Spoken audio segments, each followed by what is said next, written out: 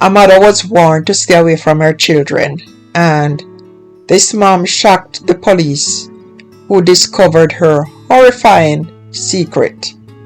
So guys, welcome back. I hope the wind across the island yesterday didn't have any impact on you, and you didn't lose any light, and if you do lose light, hope that the light is back. Well, what can anyone say about this? This is maternity abandonment, one that is not willingly but forcibly imposed by a judge. And I say this as the mother should have been given supervised visitation. Total visitation should not have been taken from her, because it don't look like it's not love. The mother don't love or care for the children, but the mother is a hustler. So intervention by a senior parish judge on Tuesday in the Kingston and St. Andrew Parish Court saw a 23-year-old woman stripped of access to her children, ages 1 and 3 years old. The woman is fairly young too, and she a try. She really a try. But boy, she a try, but she's still not doing the right thing. So the judge was aggrieved on Tuesday after it was revealed that the woman, who is charged with 2 counts of child neglect, was the toddler's primary caregiver still. The judge said that the children are still in the custody of the same person who neglected them, and she says that this is absurd. Sorry. Hey guys, sometimes, when I'm trying to talk fast, this is absurd. And that's what the judge expressed anyway. And this situation is tricky because the mother is a hustler. And if she don't go out and hustle, the children will not eat.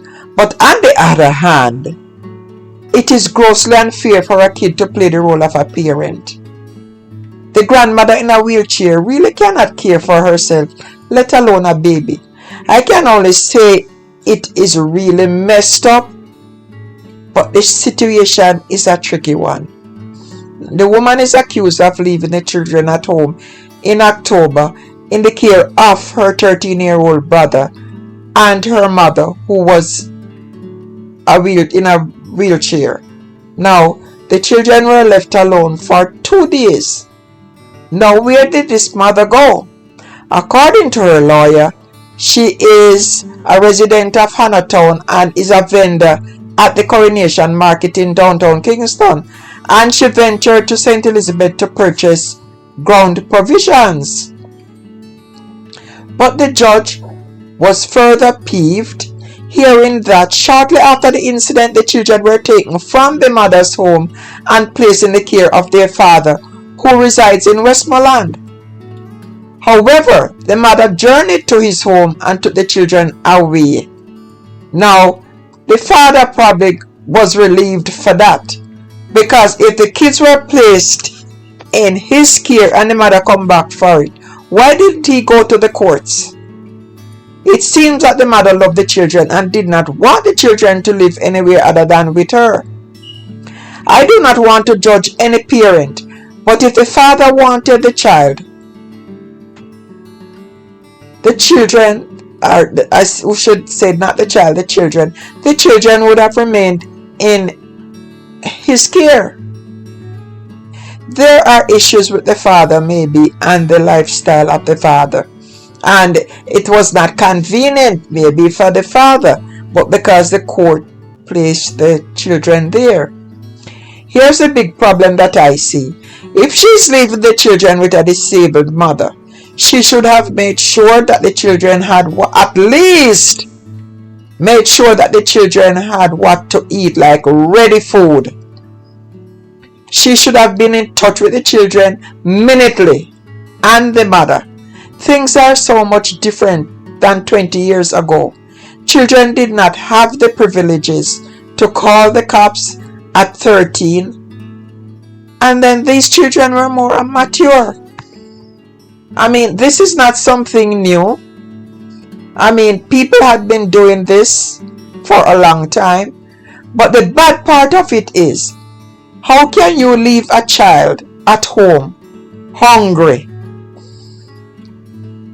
Didn't she have any adult who could look in on the children, like preparing food for them? And then the 13-year-old boy, their grandmother is disabled, so the 13-year-old boy have to be bathing and feeding and preparing food for the toddler, and that was a little bit too much, unless the disabled woman can help herself in some way, like the kid she can hold the child in her hand and she can feed the child or whatever it is, and it depends on how severe her disability is. She said, the judge said she can't leave this woman. She cannot leave the woman to go back home with the picnic them. And because this woman is the person who neglected the kids, she cannot have them in the custody of this woman. It was then that the judge made contact with the children's advocate, seeking advice on how to remedy the situation. She also instructed the prosecutor to make contact with the Child Protection and Family Services Agency to have a representative present in court for the matter. So they did contact somebody, and after 2 hours of standing down the matter, the representatives arrived and the accused woman's sister attended court, indicating her intention to take the children in her care. And this is another thing that is tricky again. The woman tell the sister, say the mother not fi come there, and the woman, the judge tell the woman, say she cannot come go to her sister yard. Why she cannot come is because she took them from the father, and the judge feels say if she go to the sister yard, she go do the same thing and take them from the sister. The judge says she also want to hear some steps that the mother is taking to reconcile the whole situation. And she said what both the mother and the father did was really bad.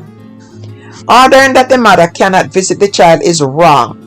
What she should have done is to order supervised visitation.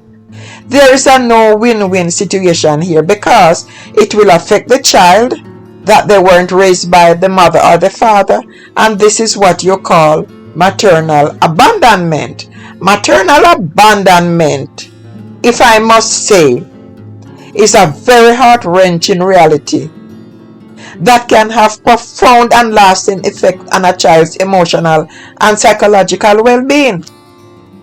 When a mother abandons her child, it sends shockwaves through the child's world, leaving them to grapple with feelings of rejection, insecurity, and confusion.